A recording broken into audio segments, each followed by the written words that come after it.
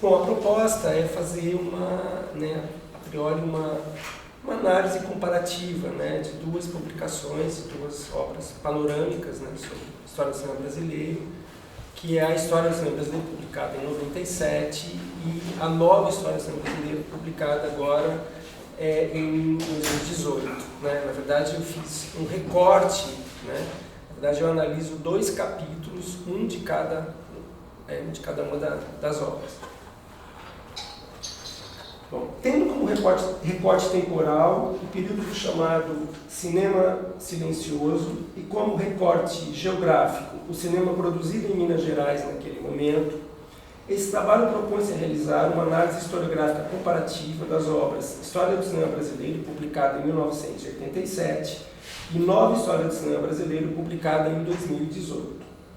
À luz dos respectivos quadros históricos, o intuito é identificar nos capítulos relativos ao período e lugares em foco, convergências e divergências no que tange aos objetos, métodos e documentação mobilizados pelo trabalho historiográfico. O escopo inicial do trabalho era mais amplo, contemplar a totalidade dos capítulos referentes às manifestações cinematográficas do período silencioso, que vai dos primórdios até início dos anos 30. A limitação de tempo para a exposição do trabalho me obrigou a optar por esse recorte geográfico. Essa proposta foi também motivada pela intenção de problematizar a centralidade que o eixo Rio-São Paulo ocupa na historiografia cinematográfica brasileira, debruçando assim a atenção à revisão historiográfica de uma produção periférica, condensada no bojo de uma obra panorâmica, e também avaliar, entre outras questões, os revisionismos relativos à noção de surto ou ciclo regional cristalizada pela historiografia clássica. Em Panorama da Historiografia do Cinema Brasileiro, publicado em 2007, Arthur Altran busca realizar uma periodização da historiografia do cinema brasileiro a partir de uma leitura crítica que visa identificar as mudanças de perspectiva histórica em função dos objetos, recortes e conceitos utilizados e dos contextos ideológicos envolvidos. Eu acabei de ouvir agora na apresentação de manhã o Carlos Alberto Souza dizendo que as periodizações no cinema estão em baixa, mas vamos caminhar aqui a partir dessa proposta. Sua proposta contempla 4 movimentos na historiografia do cinema brasileiro, sendo um marco fundador de cada período, em geral definido pela publicação de uma obra relevante. A passagem do primeiro período, proto-historiografia, para o segundo, historiografia clássica, se dá com a publicação de Introdução ao Cinema Brasileiro, de Alex Vianney, em 1959. A demarcação do período subsequente, historiografia universitária, não ocorre a partir da publicação de uma pesquisa de relevo, mas da consolidação dos estudos de cinema no meio universitário. O quarto e último período, nova historiografia universitária, é inaugurado com a publicação do ensaio Historiografia Clássica do Cinema Brasileiro, de Jean-Claude Bernardet, de 1995, obra seminal em sua crítica aos mitos, periodizações e interpretações elaboradas e cultivadas pela historiografia clássica.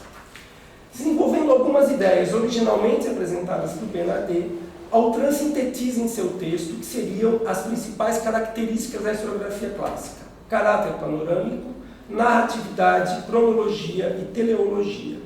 Reverberando também questionamentos colocados por Bernardet em seu ensaio de 95, Altran põe em relevo o quadro ideológico dominante na historiografia clássica, uma concepção de cinema calcada exclusivamente na produção, sobretudo a ficcional, e ditada por uma sintonia de interesses entre historiadores e cineastas em defesa da sobrevivência do cinema nacional diante da concorrência do filme importado.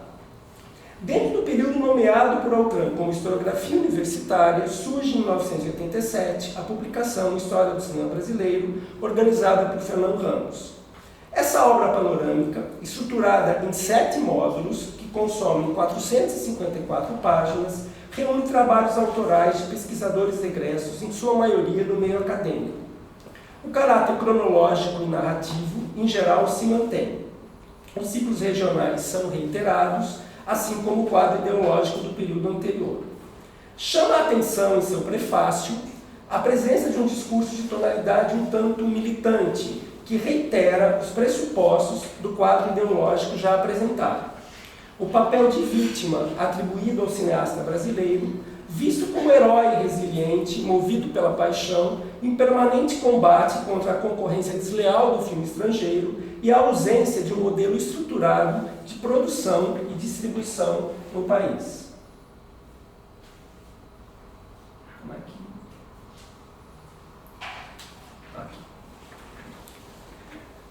Em sua leitura, e aí abro aspas, em sua leitura, irá-se perceber a existência de uma ideia muito pouco racional que acompanha de forma onipresente toda a extensão da obra, a de se fazer cinema no Brasil.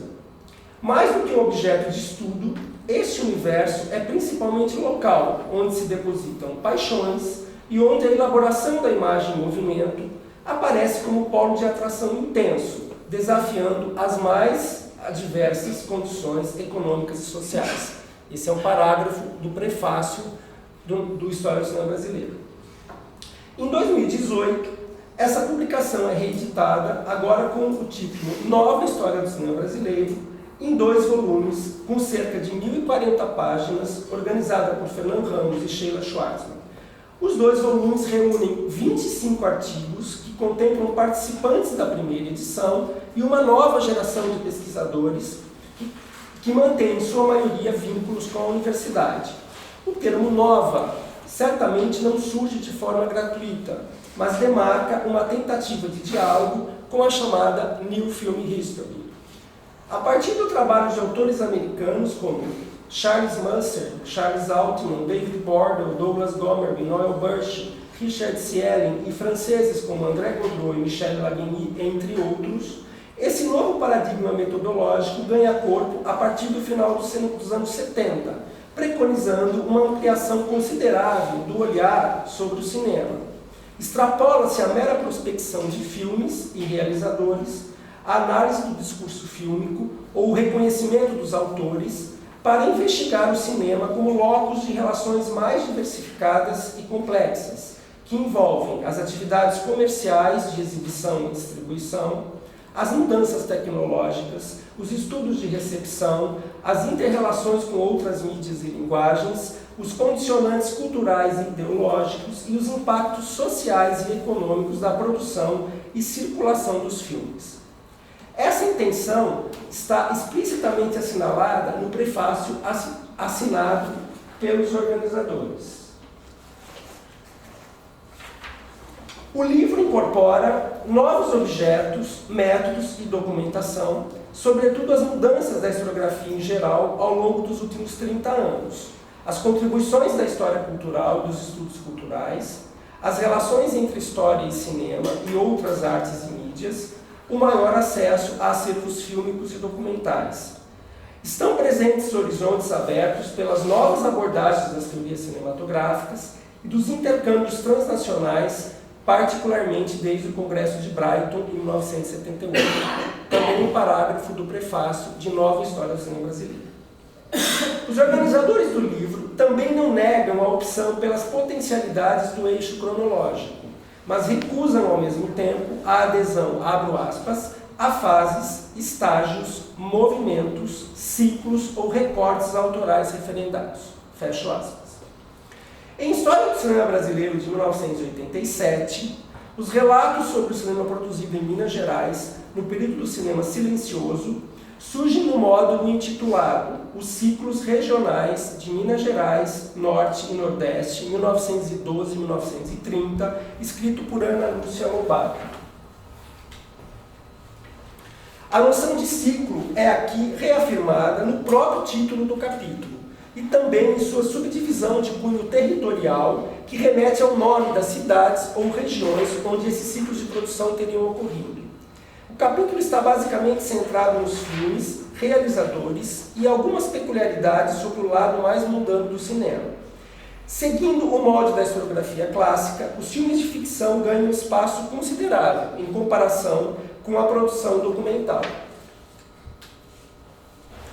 Usando aqui uma terminologia da época, entre os 27 filmes citados no texto, 23 são posados e apenas 4 naturais. Os principais realizadores citados são Paulo Benedetti, em Barbacena, Francisco de Almeida Fleming, em Ouro Fino e Pouso Alegre, Carlos e Américo Mazzotti, em Guaranésia, Higino Bonfioli e José Silva, em Belo Horizonte, Pedro Comelo e Humberto Mauro, em Cataguases. Na construção de suas biografias, são destacados a origem social, a nacionalidade, italianos em sua maioria, e o fato de terem exercido ofícios variados até chegar ao cinema. Segundo relata Lobato, esses pioneiros possuíam habilidades manuais, sobretudo técnicas, que possibilitaram o aperfeiçoamento dos equipamentos que tinham à disposição na época e até o desenvolvimento de inventos próprios. Como exemplos, ela destaca o filme cinematofônico de Paulo Benedetti, o filme sincronizado de Almeida Fleming e a teleobjetiva de Humberto Mauro. Também ganha destaque a dificuldade para a constituição dos elencos, o que obrigava os realizadores a contar com a ajuda de amigos e familiares. Essa situação se tornava ainda mais crítica no caso das atrizes. Isso, segundo a autora, se explica em parte pelo moralismo da população do interior, que via o trabalho no cinema com extremo preconceito e suspeição. Também se constata na edição de 1987 pouco espaço dedicado à análise fílmica. A única exceção são alguns comentários sobre filmes de Humberto Mauro, como Tesouro Perdido e Brasa Dormida, que tomam como base o livro Humberto Mauro, Cataguases, Cinearte, de Paulo Emílio Salles Gomes, publicado em 74, obra pioneira sobre o tema e principal fonte de informação para a redação do capítulo. Outro aspecto destacado no texto, também enfatizado na versão mais recente, como veremos adiante, é a influência que Ademar Gonzaga e o grupo de Cinearte exercem sobre o cinema de Humberto Mauro. Isso se reflete, segundo o texto, no gradativo abandono do retrato cotidiano de gente do povo, do rico universo dos bichos, para dar lugar a personagens de maior distinção social, transitando por cenários e figurinos mais sofisticados, à moda dos padrões do cinema norte-americano que seus amigos da revista tão cultuavam. A visão heróica do papel de Humberto Mauro na constituição de uma cinematografia autenticamente brasileira, já aclamada por Glauber Rocha desde a Revisão Crítica do Cinema Brasileiro de 1973, é radicada por Ana Lobato nos parágrafos finais do capítulo. Seu cinema sempre revelou uma preocupação em flagrar a brasilidade, poetizando o cotidiano da terra e de sua gente. Sua abordagem é marcadamente lírica, extremamente estética. Em seus filmes, a beleza do Brasil é transposta na tela. O amadurecimento do olhar está presente na concepção de cada cena.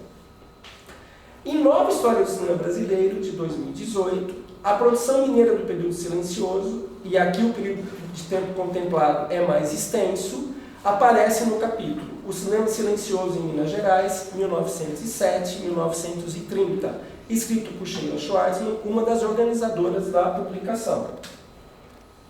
O critério utilizado para nomear os subcapítulos da nova versão é menos geográfico e mais eclético, enfatizando diferentes aspectos relacionados à produção: filmes, realizadores, atores, equipamentos, invenções, mecanismos de financiamento.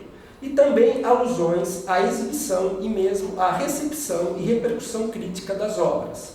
Destaco alguns exemplos. Correndo Atrás do Som, Paulo Benedetti, A Exibição Financia a Produção, Francisco de Almeida Fleming, A Patê Baby, Os Ases de Cataguases, Humberto Mauro, Pedro Comelo e Evanil, Sangue Mineiro e Lançamento e Repercussões. Sem se referir à noção de ciclo regional, como operada pela historiografia clássica, Sheila limita-se a elencar as cidades onde as produções teriam ocorrido: Barbacena, Juiz de Fora, Pouso Alegre, Guaranésia, Belo Horizonte e Cataguases. Nesse ponto, portanto, não se diferencia do apresentado na edição de 87. Ainda que o foco central seja nas produções ficcionais, as menções a filmes documentais e educativos aumentam consideravelmente. Dos 59 filmes citados, 33 são naturais e 22 são posados.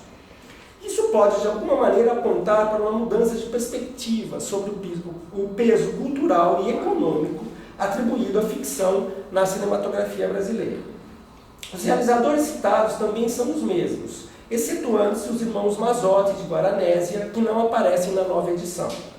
Aristides Junqueira, não mencionado na versão de 87, ganha bastante relevância, sobretudo por sua produção não ficcional.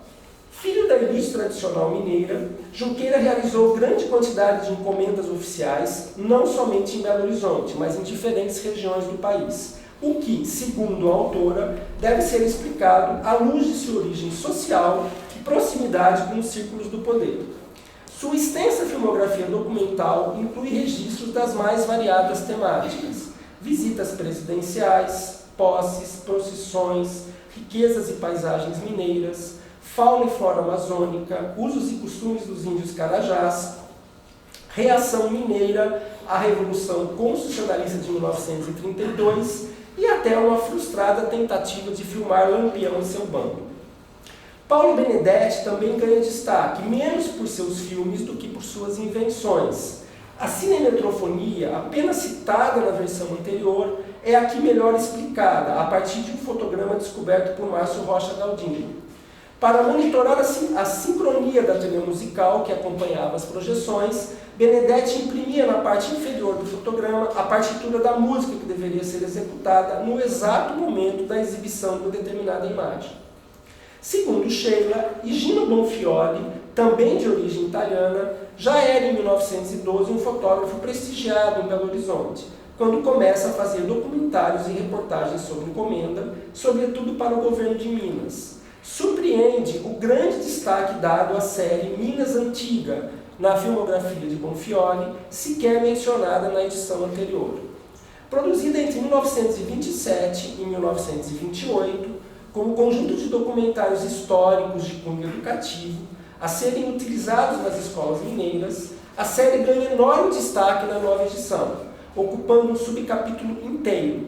A autora interessa refletir sobre o projeto político-ideológico envolvido nessa empreitada, consubstanciado na centralidade dada à história de Minas Gerais na construção da nação brasileira.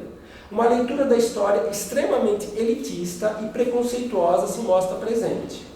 Tiradentes e seus companheiros são apresentados como exemplos de homens notáveis, nobres credenciados pelo berço, a liderar uma grande missão, abortada no passado, mas agora redimida no presente pela ação educadora do governo mineiro.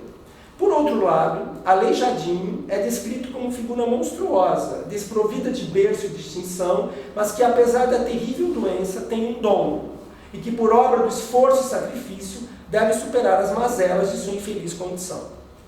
Outro aspecto destacado por Sheila é o requinte da produção, tanto em relação aos nomes envolvidos, como o historiador Diego de Vasconcelos, muito admirado por seus contemporâneos, quanto no que se refere aos desafios técnicos envolvidos com filmagens no interior de edifícios e igrejas, algo pouco usual na produção de filmes naturais naquele momento. Também relata o registro cinematográfico de documentos primários, como os autos da Inconfidência, que não eram acessíveis fora do circuito restrito dos arquivos e dos institutos históricos e geográficos. Ainda segundo a autora, um filme com essa extensão e pretensões acrescenta novos dados à compreensão que se tem sobre a produção documental regional patrocinada daquele período e a visão que podiam ter dela seus contemporâneos. Apesar das expectativas e dos investimentos na produção da série, não há dados disponíveis que comprovem sua utilização nas escolas mineiras, que naquele momento, segundo o texto, ainda não deviam contar com equipamentos de projeção e, em alguns casos, nem mesmo com energia elétrica. Nas palavras de Sheila, a julgar pelas indicações da imprensa, e apesar do epíteto de filme educativo, não passou de um significativo e original produto de propaganda do governador Melo Viana, com sua preocupação por uma reforma do ensino e afirmação regional no interior da nação. Na nova edição, Francisco de Almeida Fleming também ganha um subcapítulo. A autora interessa destacar os mecanismos de financiamento de seus filmes, atrelados à renda obtida pelo circuito exibidor Almeida e Companhia, de propriedade de sua família, que possuía salas em Ouro Fino, Pouso Alegre, Jacutinga e cidades paulistas próximas. Trata-se de caso inédito em que um grupo regional de exibição financia filmes posados para serem exibidos em seu próprio circuito. Também ganham mais espaço as suas invenções. Em 1920, Fleming cria o American Cine Phonema, um sistema de sincronização entre som e imagens com o uso de discos, viabilizado por meio de uma haste metálica que conectava o projetor e o gramofone, passível de ser instalada em qualquer cinema. Fleming aplicou seu invento na realização de alguns filmes. Humberto Mauro e seus filmes de Cataguases continuam sendo o grande destaque da produção mineira desse período, consumindo 7 dos 14 subcapítulos da nova edição. Sheila demarca as especificidades de Mauro em relação a seus antecessores. Começa a filmar mais tarde, maior contato com o cinema americano, influência do melodrama de sensação, que inspirou boa parte da produção ficcional do período, mas que, no seu caso, logo incorpora outras matrizes, gêneros e articulações com a cultura, a sociedade e as paisagens locais. Além disso, exceção feita à sua Sinfonia de Cataguases, de 1925, Humberto Mauro dedicou-se exclusivamente à ficção durante o período do cinema silencioso. Vale notar a preocupação da autora em mapear a recepção crítica e de público dos filmes, algo menos presente na edição anterior. É o caso, por exemplo, de Na Primavera da Vida, de 1925. Segundo a edição de 87, o filme não chegou a ser exibido comercialmente nem em Belo Horizonte, nem no Rio de Janeiro. No último caso, teria ocorrido apenas uma sessão privada para Adhemar Gonzaga e Pedro Lima.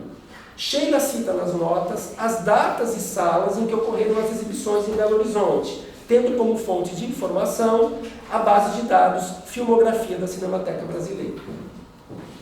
No campo da análise fílmica, há toda uma discussão a respeito de Tesouro Perdido, dirigido por Mauro em 27, que merece ser destacado. Relaciona-se à presença de um herói auxiliar, personagem que não é o protagonista, o galão ou mocinho do filme, mas que ganha especial relevância no desenvolvimento da narrativa. Sheila fala do ator Máximo Barra como escolhido para encarnar esse personagem em vários filmes de Mauro. Toma como base um trabalho de Luciana Corrêa Araújo, em que ela associa a presença do herói auxiliar à nossa tradição escravocrata. Diferentemente das convenções do gênero, no caso o melodrama de sensações, o herói se distancia da ação salvadora e é o outro que se sacrifica para executar a princípio o que caberia a ele. Outro caso levantado é a representação do racismo que ocorre em uma cena de Tesouro Perdido, em que o personagem negro é associado pejorativamente a um sapo. Curioso também o destaque dado à reação dos redatores de uma revista modernista que então surgia em Cataguases, endossando a analogia de Mauro. O texto também dá ênfase à presença de Eva Neal no cinema desse período. Eva ficou conhecida por meio das colunas sobre cinema, publicadas sobretudo nas revistas Para Todos, Selecta e Cinearte, que alçaram a condição de estrela do cinema brasileiro, mesmo que seus filmes não fossem exibidos no Rio de Janeiro, então capital política e cultural do país. Como já comentamos, Sheila também reitera a influência que a proximidade com Adhemar Gonzaga passa a exercer sobre o cinema de Mauro. Isso, segundo a autora, ficará mais patente em Sangue Mineiro, o último filme da fase cataguacense, que traduz de forma mais explícita a oposição entre tradição, os valores e modos do campo, e modernidade, a cultura urbana e a educação americana, sendo a tradição um freio regenerador dos excessos e desatinos oriundos da cidade. Na comparação entre os dois capítulos, escritos com uma distância temporal de mais de 30 anos, constata-se uma significativa mudança de enfoque que abandona o reinado absoluto dos filmes de ficção para dar espaço a outras questões inerentes ao desenvolvimento da atividade cinematográfica. O primeiro aspecto a destacar é o espaço cedido ao filme documentário, natural ou de cavação, que ganha maior presença no capítulo da nova edição, seja como objeto de experimentação de linguagem, seja como fonte de recurso para financiar e garantir a continuidade da produção.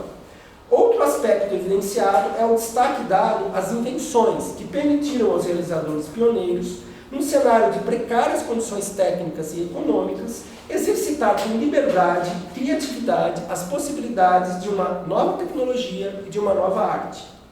Há também novidades no campo semântico e ideológico, com abordagens inovadoras sobre Minas Gerais, a série educativa de Engenho Bonfioli e a influência do gênero do melodrama de sensação nos filmes do período, a partir da contribuição dos trabalhos de Riele Navitsky e Luciana Correia Araújo. Por fim, também vale destacar o espaço reservado à recepção dos filmes e sua repercussão na imprensa, em parte possibilitado pelo acesso a fontes primárias do período. Com relação às fontes de pesquisa, observa-se um aumento exponencial no uso de fontes primárias e no número de fontes consultadas. No primeiro texto foram citadas 13 fontes, sendo todas secundárias. No segundo, esse número sobe para 40, sendo que desse total, 17 são primárias. Aqui eu elenco as fontes mais citadas no primeiro caso. Na verdade, a principal fonte aí é o livro do Paulo Emílio, o Humberto Mauro Cataguases e Cinearte, e na versão de 2018, aí, o livro mais citado é esse livro do Paulo Augusto Gomes, Pioneiros do Cinema em Minas Gerais. O livro do Paulo Emílio continua presente. Aparece, aqui eu acho que é um dado interessante, a filmografia da Cinemateca Brasileira, passa a ser uma fonte de pesquisa importante. Tem uma dissertação de mestrado do Alexandre Pimenta, e o último é uma fonte primária, na verdade, que são os arquivos, o arquivo Pedro Lima da Cinemateca Brasileira, que ela incorpora, ela como uma historiadora, né, incorpora como uma fonte de pesquisa. Ainda que sem refletir o peso do quadro ideológico da edição anterior, os imperativos que dificultam o exercício da atividade cinematográfica no Brasil continuam presentes, assim como o sentido de heróica brasilidade impresso aos filmes. São essas as palavras que findam o capítulo da nova edição. Nesses filmes, observou-se também de que forma os diferentes gêneros e influências dos cinemas hegemônicos que persistiam nas telas de cidades distantes dos grandes centros se expressaram e aclimataram em formas de realização artesanais, cenários, temáticas e preconceitos autenticamente nacionais.